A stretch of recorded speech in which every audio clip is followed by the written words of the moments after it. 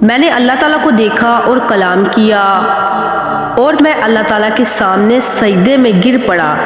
اور سجدے سے سر اٹھایا اور بیٹھ کر اللہ پاک کے سامنے یہ عرض کی،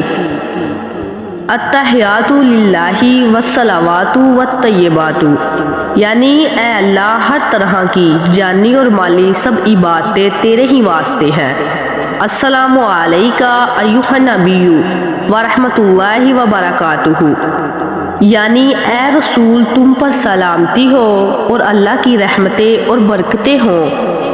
پھر میں نے اپنی امت کو یاد کر کے عرض کی، السلام علینا وعلی عباد اللہ الصالحین، یعنی اے اللہ ہم پر بھی سلامتی اور رحمتیں اور برکتیں ہوں اور ان پر جو ہم میں سے تیرے تابع دار بندے ہیں۔ جبرائیل نے یہ سن کر کہا، اشہد ان لا الہ الا اللہ واشہد ان محمدا عبدہ ورسولہ، یعنی میں گواہی دیتا ہوں کہ اللہ کے سوا کوئی معبود عبادت کے قابل نہیں، اور میں گواہی دیتا ہوں کہ محمد صلی اللہ علیہ وآلہ وسلم اللہ کے بندے اور اس کے رسول ہیں۔ یہ اللہ اور رسول کے کلمات شریف اور جبرائیل کی گواہی کے کلمات شریف نمازوں میں پڑھے جاتے ہیں اور ان کا پڑھنا واجب ہوا، اسی واسطے نماز کو مراجع المؤمنین کہتے ہیں۔ اللہ تعالیٰ کی یہ بڑی رحمت ہے اور حضور صلی اللہ علیہ وآلہ وسلم کی برکت ہے کہ اپنی بارگاہ الہی میں 5 وقت حاضر ہونے اور ہم کلامی کا حکم فرمایا۔ سبحان اللہ، کیا شان محمدی ہے۔ رسول پاک صلی اللہ علیہ وآلہ وسلم فرماتے ہیں کہ پھر ہر طرف سے ان آوازوں کا آنا شروع ہوا،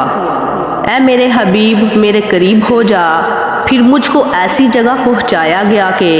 نہ کسی کے خیال میں آ سکے اور نہ کوئی مخلوق اس کو سمجھ سکے، اور عرش و کرسی کے بعد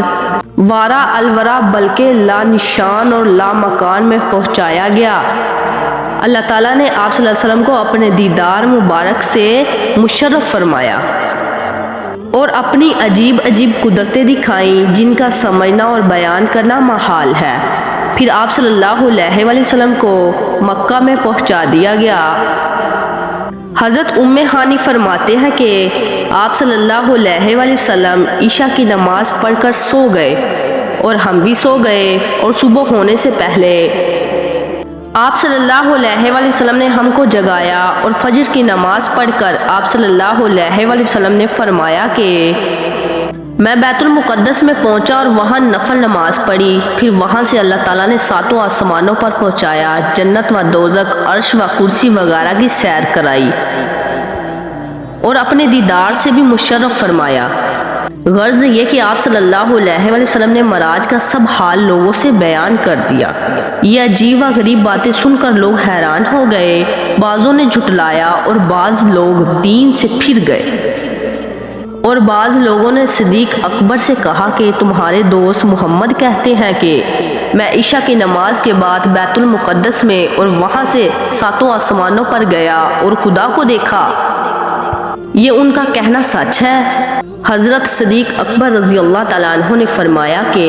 میں تو ان کو اس سے بھی بڑھ کر بات میں سچا سمجھتا ہوں، ان کے پاس ذرا سے خیال میں آسمانوں کی خبر آ جاتی ہے۔ بس اسی وقت اللہ و رسول صلی اللہ علیہ وآلہ وسلم کے دربار سے آپ کو صداقت کا خطاب حاصل ہوا اور آپ دنیا میں صدیق مشہور ہوئے۔